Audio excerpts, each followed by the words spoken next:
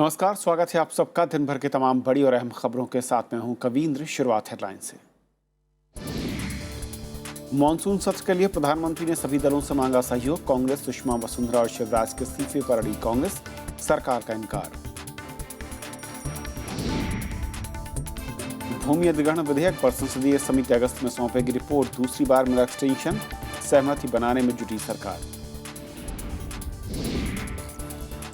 श्रम संगठनों की सहमति से ही होगा कानून में बदलाव। प्रधानमंत्री ने श्रम सम्मेलन में दिया भरोसा। राष्ट्रीय करियर सर्विस पोर्टल शुरू।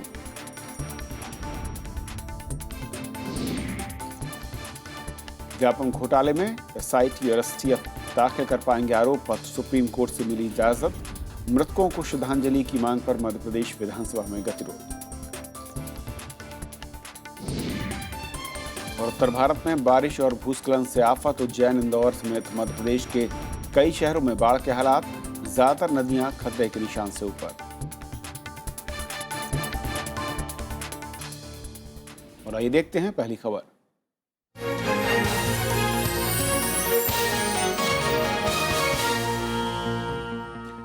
श्रम कानूनों में सुधार पर श्रम संगठनों के कड़े विरोध के बीच प्रधानमंत्री नरेंद्र मोदी ने कहा है कि श्रमिकों की सहमति से ही इस कानून में बदलाव होंगे। 46वें भारतीय श्रम सम्मेलन का उद्घाटन करते हुए प्रधानमंत्री ने कहा कि श्रम सुधारों पर परामर्श की प्रक्रिया जारी रहेगी। इस मौके पर वित्त मंत्री अरुण जेटली ने कहा कि सरकार श्रमिकों की सामाजिक सुरक्षा पर सबसे ज्यादा ध्यान दे रही है। दिल्ली के विज्ञान भवन में 2 दिनों तक चलने वाले श्रम सम्मेलन में मजदूर संगठनों के प्रतिनिधि जमा हुए। सम्मेलन के उद्घाटन के मौके पर प्रधानमंत्री नरेंद्र मोदी ने श्रमिकों के हितों को सबसे ऊपर बताया। प्रधानमंत्री ने श्रम सुधारों के विरोध पर स्थिति साफ करने की कोशिश की और कानूनों में किसी बदलाव से पहले संगठनों की सहमति लिए जाने की बात कही।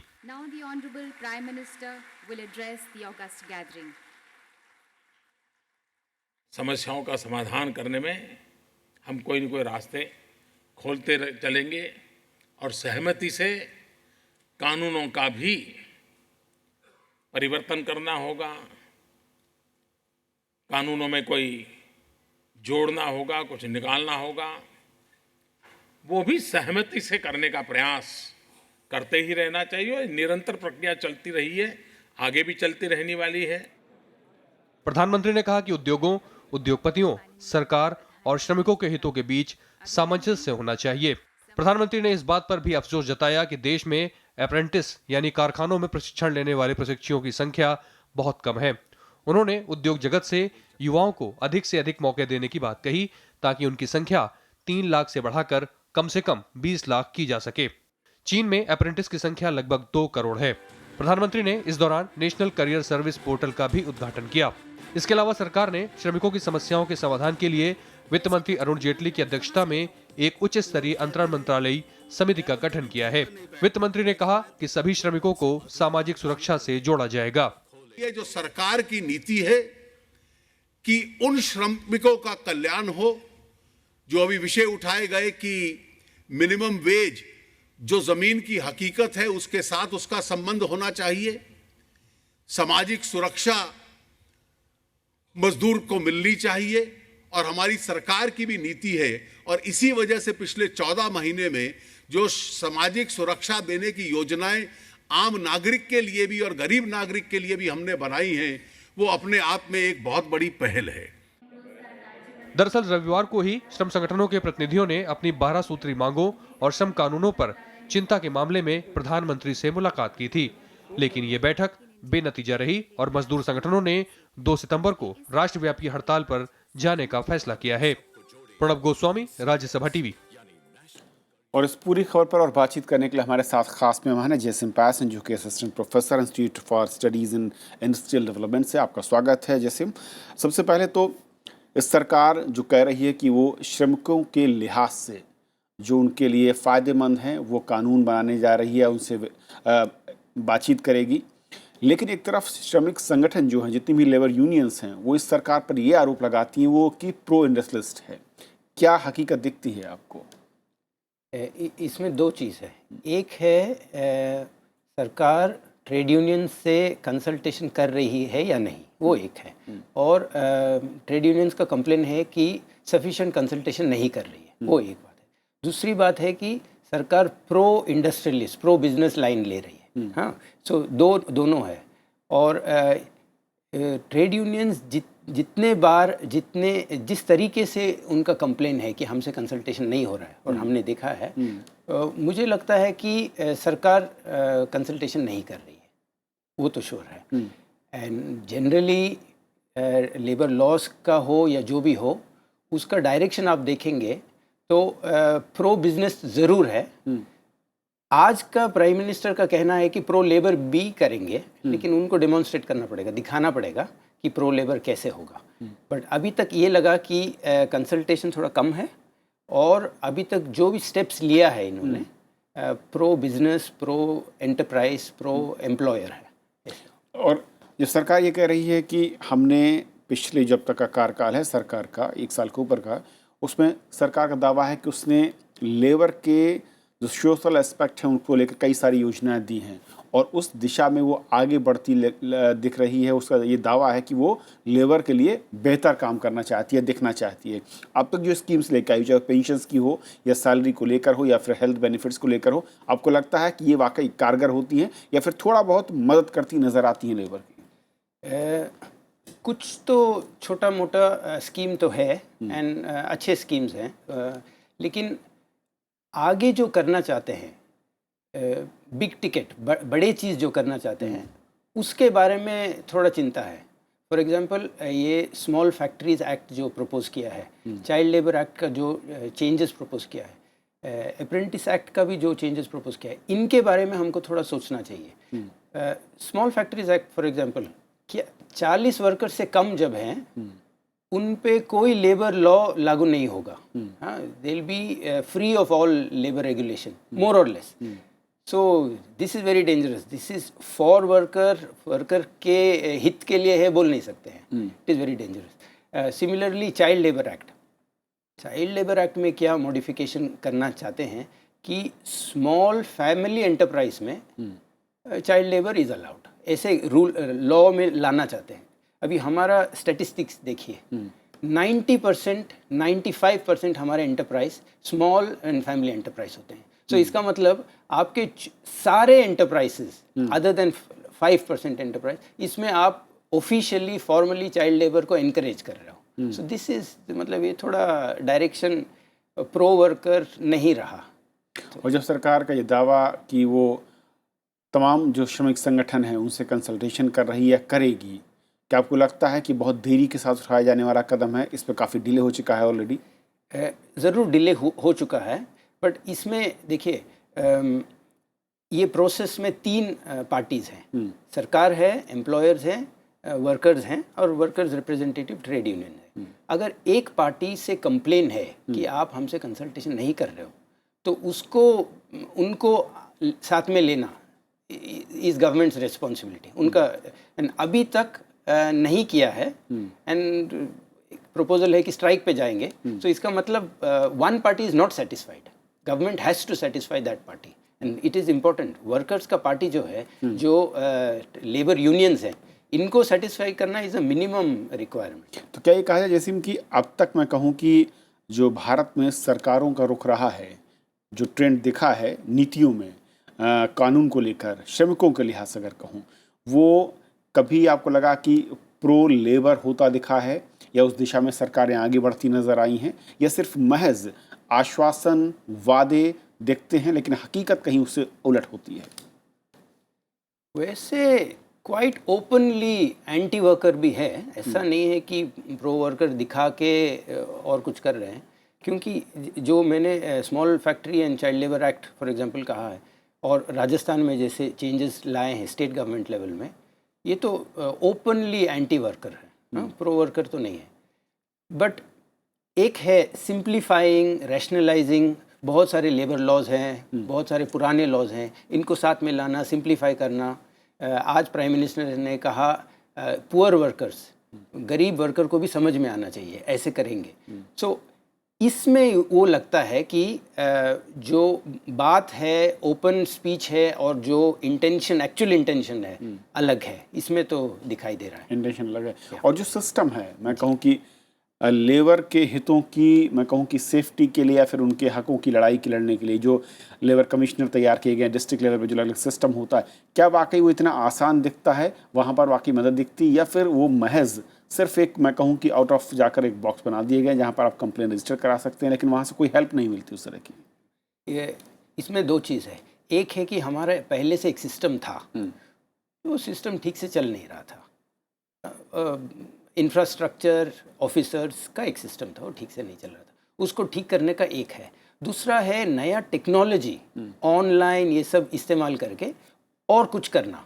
तो यहाँ हमें ऐसे प्रेजेंट किया गया है कि ऑनलाइन अगर हम कुछ करेंगे तब हमारे प्रॉब्लम्स जल्दी सॉल्व हो जाएंगे, बट ऐसे नहीं होता है। अगर हमें ऑफलाइन हमने कुछ ट्राई किया है, सक्सेस हो गया, उसको नेक्स्ट लेवल में ले जाने के लिए ऑनलाइन हम कुछ यूज़ कर सकते हैं। हमारा जब ऑफलाइन नहीं चला और उससे हमने कुछ नहीं सीखा फ्रॉम आवर फेलियर्स, देन उसको ऑनलाइन ले जाके हम करेंगे बोलना इज़ थोड़ा एम्बिशियस, मेरे ख्याल से नहीं चलेगा। जसीम, बहुत बहुत शुक्रिया इस पूरे मसले पर हमसे बातचीत करने के लिए आपका। तो ये थी हमारी पहली खबर।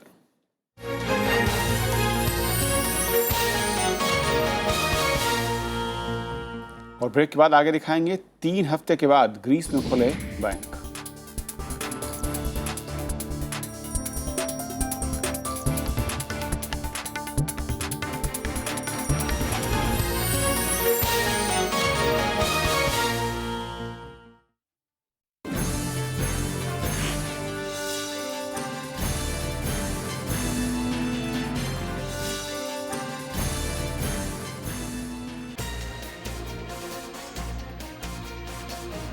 हीरे का कारोबार, मंद पड़े बाजार, नई खदानों से नए आसार। देखिए आरएस टीवी विशेष चमक बरकरार, आज शाम 7:30 बजे।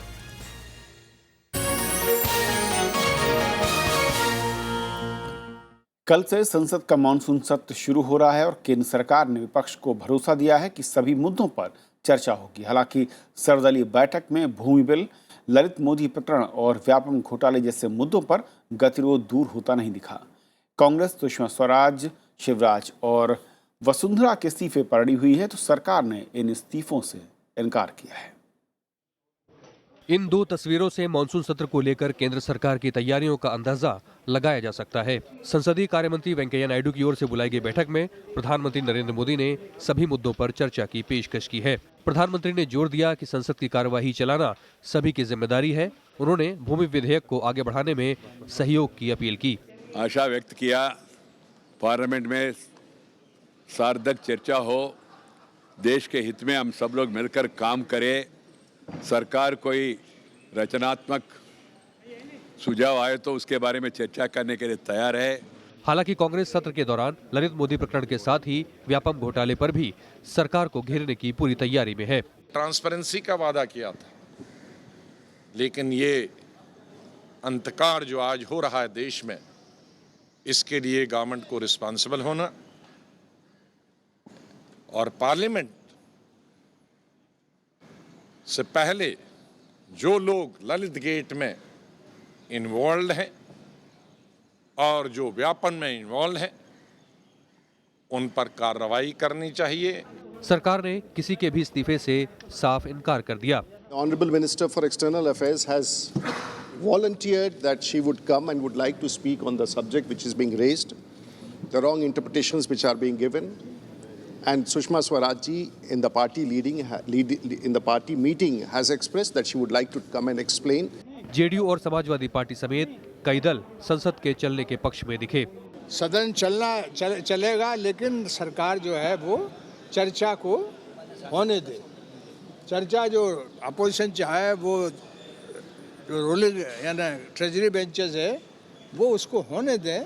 बैठक में तृणमूल कांग्रेस का कोई भी प्रतिनिधि शामिल नहीं हुआ। लोकसभा अध्यक्ष सुमित्रा महाजन ने भी सभी दलों के नेताओं से संसद को सुचारू रूप से चलाने की अपील की। सबने कहा है कि हम सहयोग करेंगे। अब देखो, विपक्ष को अपनी बात भी तो कभी जोरदार करना ही होती है, तो वो मर्यादा में रह करके वो करे, ऐसी अपील हमने करी है। सरकार मानसून सत्र में 11 नए बिल पेश करना चाहती है। इसके अलावा राज्यसभा में लंबित 9 और लोकसभा में लंबित 4 विधेयक भी सरकार के विधायी एजेंडे में शामिल है। विशाल दहिया, राज्यसभा टीवी। मानसून सत्र के पहले केंद्र सरकार अपनी रणनीति बनाने में लगी है, लेकिन सरकार के गठन के बाद पहली बार प्रधानमंत्री नरेंद्र मोदी सहयोगी दलों के साथ बैठक कर रहे हैं। इसमें सदन के भीतर विपक्ष के विरोध से निपटने के लिए सभी मुद्दों पर एकजुटता पर बात होने की उम्मीद है। इससे पहले बीजेपी संसदीय बोर्ड की बैठक हुई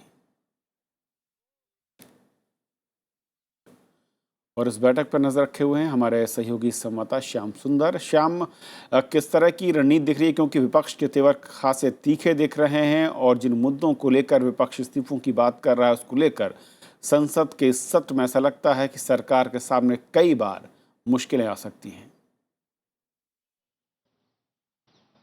बेशक मुश्किलें आएंगी और इस बात का एहसास स्पष्ट तौर पर सरकार को है। जब सर्वदलीय बैठक हुई उसके बाद जिस तरह से संसदीय कार्य मंत्री वेंकैया नायडू ने कहा कि कोई भी मुद्दा है उसको उठाया जा सकता है और संसद जो है वो कानून बनाने की जगह है, भारत एक आज़ाद देश है और यहाँ पर लोकतंत्र है, ये सारी बातें जो हैं एक तरह की कुंठा को भी दिखा रही हैं सरकार की तरफ से, क्योंकि सरकार को ये बात समझ में आ रही है कि जिस तरह की मांग विपक्ष की है वो मांग भारतीय जनता पार्टी इस वक्त मानने के लिए कम से कम तैयार नहीं है। और उसके बाद विपक्ष न सिर्फ कांग्रेस पार्टी बल्कि जो दूसरी पार्टी हैं वो भी एक तरह से लामबंद हैं। ये बात जरूर है कि जीएसटी का एक ऐसा मसला है जिस पर यह कहा जा रहा है कि समाजवादी पार्टी और बहुजन समाज पार्टी शायद सरकार का साथ दें, लेकिन सवाल यह है कि उसके लिए जो पहली शर्त है वो है कि सदन चले। और यही कारण है कि आज जो संसदीय दल की कार्यकारिणी है भारतीय जनता पार्टी की, 1 साल हो चुका है नरेंद्र मोदी सरकार को, पहली बैठक हुई आज और आज ये पहला मौका है जब अपने सहयोगी दलों को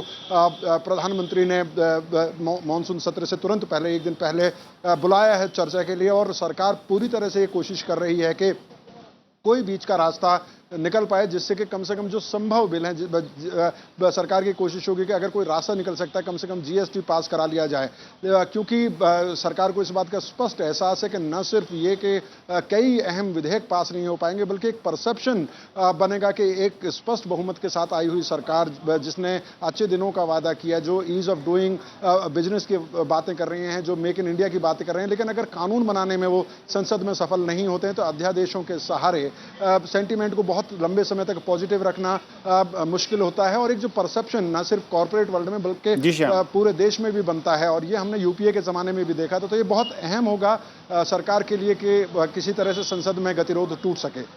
बहुत बहुत शुक्रिया श्याम इस पूरे अपडेट के लिए आपका। भूमि अधिग्रहण बिल की जांच कर रही संसद की संयुक्त समिति को रिपोर्ट सौंपने की समय सीमा में बढ़ोतरी कर दी गई है। समिति अब अगस्त महीने के पहले सप्ताह में अपनी रिपोर्ट देगी। इस बीच केंद्रीय ग्रामीण विकास मंत्री चौधरी बीरेंद्र सिंह ने आज कहा कि संयुक्त समिति अगर कई संशोधन सुझाती है तो सरकार उन्हें शामिल करते हुए नया भूमि बिल लेकर आएगी। हालांकि विपक्ष के रुख को देखते हुए सरकार भूमि बिल को मौजूदा सत्र में रखने के बारे में असमंजस में देख रही है और ऐसी सूरत में चौथी बार अध्यादेश की संभावनाओं से भी इनकार नहीं किया जा रहा। 30 सदस्यों वाली दोनों सदनों की संयुक्त समिति को कल से शुरू हो रहे मानसून के पहले हफ्ते में रिपोर्ट सौंपनी थी। उन्होंने समय मांगा है क्योंकि उनका कहना है हमें कुछ बातें गवर्नमेंट की तरफ से, गवर्नमेंट से भी करना है और हमें समय चाहिए, तो हमने उनको 1 सप्ताह और समय बढ़ा करके दिया है। ज्वाइंट कमेटी की रिपोर्ट का भी स्वरूप देखना पड़ेगा। देयर इज ए पॉसिबिलिटी के they suggest lot of amendments or suggestions or recommendation, then we may bring a new bill. There is a possibility.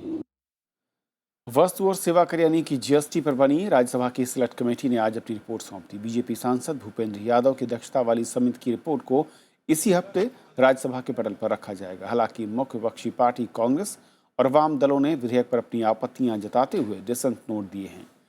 Congress GST के अधिकतम दर 18% रखने के पक्ष में है और राज्यों को 1% अतिरिक्त टैक्स लगाने का अधिकार दिए जाने के खिलाफ है। सरकार जीएसटी को 1 अप्रैल 2016 से लागू करना चाहती है।